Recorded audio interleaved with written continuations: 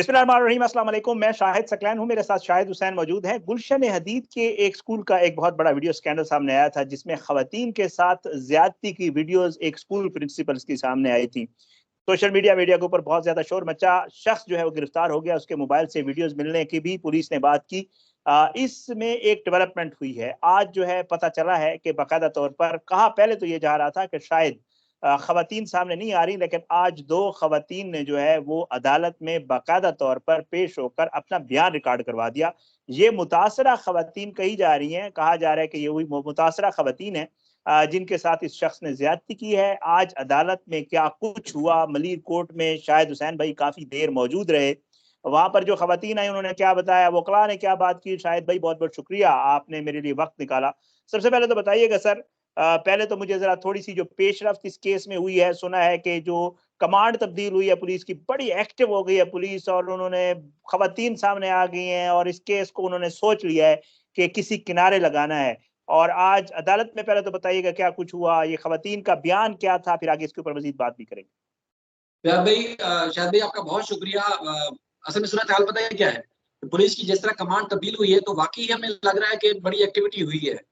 जो हमने अदालत में अच्छा। देखा, जो इब्तिदा में आज जो कुछ अदालत में हमने देखा, और जिस तरह हमने उन खवातीन को हिम्मत का मुजाहरा करके जज साहब साहिबा के सामने बयान करते हुए देखा, और उसके बाद फिर इस बयान के लिए भी सुबह से वो अदालत के अंदर मौजूद थी। और आप खुद अंदाजा लगाएं कि एक मुतासरा खातून हो और उसके बाद उनको पूरा दिन जो वो लोगों का सामना करना पड़े, तो ये बड़ी हिम्मत की बात है। बहरहाल अगर जो केस है, हाँ। यानी कि जो खवातीन ने स्टेटमेंट दिया है, पुलिस ने जिस तरह एफिशिएंसी दिखाई है, एक्टिविटी दिखाई है, पुलिस जिस तरह कार्रवाई आगे लेकर चल रही है, अगर ये बिल्कुल सच्चाई की बुनियाद पर है तो यकीन माने मैं कहता हूँ कि पुलिस को भी सलूट है, उन खवातीन को भी सलूट है, और उन जज साहबा को भी सलूट हम पेश करेंगे कि इतनी बड़ी बहादुरी और हिम्मत और कहते हैं कि एक सच्चाई का उन्होंने जो वो लोगों के सामने लाने की कोशिश की है कि एक वो शख्स जो गलाजत का मुजाहरा कर रहा था, एक वो शख्स जो एक अपने मुकद्दस एक स्कूल की और एक पेशे की जो वो उसका खिलवाड़ कर रहा था। तो अगर ये सच है तो यकीन माने ना सिर्फ मुल्ज़िम को एक सख्त से सख्त सजा होगी, दूसरा ये है कि वो किसी तरह के तरीके से बच भी नहीं सकेगा। दो खवातीन हैं जो उन्होंने अपनी उम्र भी बताई है, क्योंकि ये आपको पता है जो शनाख्त है वो हमारा ये पेशा है कि हम उनको सीगा राज में रखते हैं, वो हम पब्लिक नहीं कर सकते कि उनकी शनाख्त क्या है। लेकिन जो 4 खवातीन का इसने दावा किया था कि 4 खवातीन के साथ मेरा रिलेशन था, जिसमें वो कहता है कि मेरा ज़ाती रिलेशन था, उनके साथ मैंने कोई ज़ोर-ज़बरदस्ती नहीं की।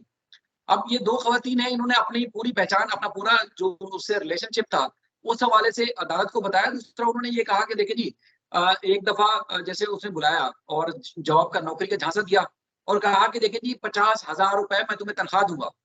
50,000 रुपए का फिगर बाकायदा उन्होंने लिखा है अपने स्टेटमेंट में। 50,000 का मैं तुम्हें तनख्वाह दूँगा अच्छा। और उसके बाद फिर तुम्हें मुलाज़मत पे रख लूँगा। वो कहती है कि मुझे मुलाज़मत नहीं थी और मुझे 2-4 दफ़ा और भी बुलाया, ज़्यादती का निशाना बनाया। लेकिन उसके बाद फिर सोशल मीडिया के ऊपर और मीडिया के ऊपर जो चीज़ें आई सामने, तो उसके बाद फिर मैंने हिम्मत का मुज़ाहरा किया कि इस बंदे ने मुझे ब्लैकमेल किया, मुझे जॉब का झांसा दिया, उसके बाद फिर मज़ीद भी खौफ़ज़दा कर रहा है, वीडियो पब्लिक भी हो चुकी है। तो लिहाज़ा फिर मैं खुद मैंने पुलिस से राब्ता किया और पुलिस के पास आई और मैंने पुलिस को कहा कि मेरा बयान रिकॉर्ड किया जाए। तो अब यही वो मुल्ज़िम है जिसको शनाख्त किया अदालत के अंदर, उन्होंने पहचाना कि ये वही मुल्ज़िम है जिसने हमारे साथ ये जॉब का झांसा देके ज्यादती की, और इसको ज़ाहिर है वो चाहती है कि जिस तरह इसने घिनौना जुर्म किया है उनको सजा दी जाए। दूसरी खातून जो है उनका भी बिल्कुल इसी तरह का स्टेटमेंट है। वो भी ये कहती है कि देखिए, एक तो इसने हमें झांसा दिया जॉब का, दूसरा ये है कि जिस तरह इसने वर्गलाया और जिस तरह इसने वो किया, ब्लैकमेल किया, बार-बार 3-4 बार बुलाता रहा, बार-बार बुलाता रहा। तो उससे जो है ना सिर्फ इनके जज़्बात मजरूह हुए हैं, बल्कि इनकी अब फ्यूचर जो है वो खराब हो रहा है, उसको नुकसान पहुँचने का खतरा है। तो लिहाजा ये मुल्ज़िम है, उसको उसने भी पहचान लिया, शनाख्त कर लिया है, तो लिहाजा इसकी जो कानून के मुताबिक सज़ा बनती है दी जाए। ये भी कहती है कि मैंने पुलिस से खुद राब्ता किया। चूँकि आपको पता है कि सोशल मीडिया पे बहुत ज़्यादा हाइलाइटेड है ये मामला, और उसके बाद फिर पुलिस के दावे भी हम्म। सामने आ रहे हैं, जिसमें नायब डीआईजी साहब है, उन्होंने भी कहा, एसएसपी तब्दील हुए हैं, उन्होंने भी दावा किया कि जो पुराने केसेस से पुराना जो केस था उसमें सेक्शन कुछ कमज़ोर लगाई गई थी। अब मज़ीद सेक्शन ताकतवर लगाई जा रही है ताकि मुल्ज़िम किसी सूरत बच ना पाए।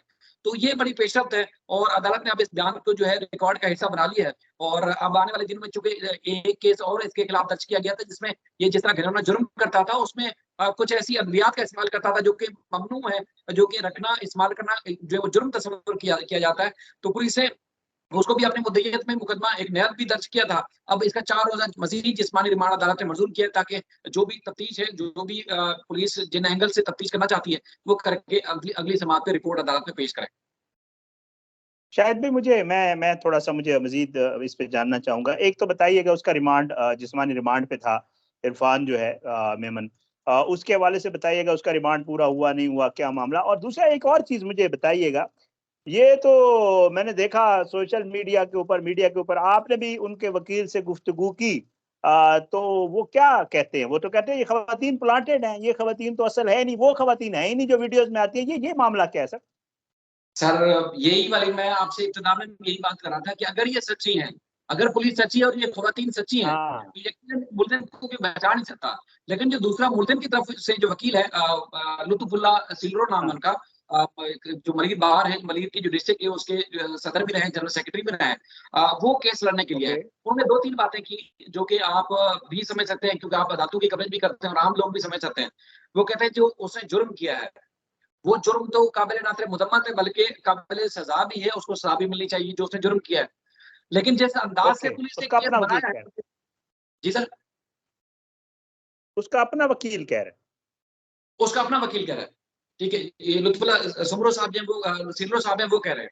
वो कह रहे हैं लेकिन जो पुलिस ने केस बनाया है, वो ठीक है, केस बोगस है, झूठा है, बेबुनियाद है और ये जो ख़वातीन हैं वो भी प्लांटेड हैं। वो किस तरह साबित करते हैं? वो कहते हैं ये देखिए जी, एक दरख़्वास्त दी थी मुल्ज़िम ने, मतलब ये जो इरफ़ान मेमन है प्रिंसिपल, इसने दरख़्वास्त दी थी पुलिस को 1 सितंबर को कि भाई मैं तंग आ गया हूँ, मैं खुदकुशी कर लूँगा क्योंकि मुल्ज़िम शकील और अली लोधी जो है मुझे ब्लैकमेल कर रहे हैं, 10 लाख रुपए की डिमांड कर रहे हैं और ना सिर्फ ये वीडियोज़ जो उन्होंने इनका सिस्टम हैक करके अपने पास रखी थी, वो ना सिर्फ मुझे भेज रहे हैं बल्कि उसने उन मुल्ज़िमान ने इसके जो इरफ़ान मेमन इसके खानदान को भी भेजी, मुख्तलिफ लोगों को वीडियोज़ भेजी, तो लिहाज़ा मैं अब तंग आ चुका हूँ, तो लिहाज़ा इसके खिलाफ जो है मुल्ज़िमान जो वीडियो वायरल कर रहे हैं, इनके खिलाफ कार्रवाई की जाए। अब वकील साहब का ये कहना है कि पुलिस ने उन मुल्ज़िमान के खिलाफ कार्रवाई करने के बजाय इसके खिलाफ एफआईआर दर्ज कर ली। अब तकरीबन 8-10 दिन हो चुके हैं, रिमांड पर है, लेकिन कोई खास पेशरफ्त नहीं सामने आ रही। क्योंकि केस इस तरह कमज़ोर बनाया गया था, चूँकि केस इस तरह कमज़ोर था कि पुलिस को मजबूरन एक दूसरा केस बनाना पड़ा ताकि ये फिट रहे और इसको अंदर जो है वो रखा जाए।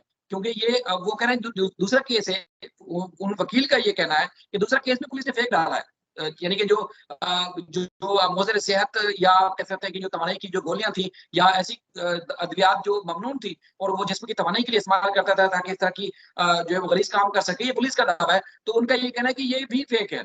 और उसके बाद फिर सबसे बड़ा जो उनका एतराफ़ था, ये जो ख़वातीन हैं, ये खुद आदी हैं। अब हमें तो मुनासिब नहीं लगता कि हम पब्लिक चूँकि बहनें भी देखती हैं, लोग देखते हैं, तो वो कहते हैं कि ये मतलब अब मैं कोई मुनासिब अल्फ़ाज़ समझ नहीं आ रहे, लेकिन वो है जो कहते हैं ना कि उनको आप किसी भी केस में इस्तेमाल करते हैं। जिस्म जिस्म फ़रोशी का काम करती हैं या पैसे लेके कोई ऐसा मतलब काम हाँ। करती हैं? बिल्कुल, ये कह रहे हैं कि वो जो असली ख़वातीन हैं, जिन्होंने मुल्ज़िम का दावा है कि मुल्ज़िम ने कहा कि रज़ामंदी के साथ हुआ है, तो वो असली ख़वातीन में से अगर कोई होता तो शायद ये गिरफ्त में आ सकता था।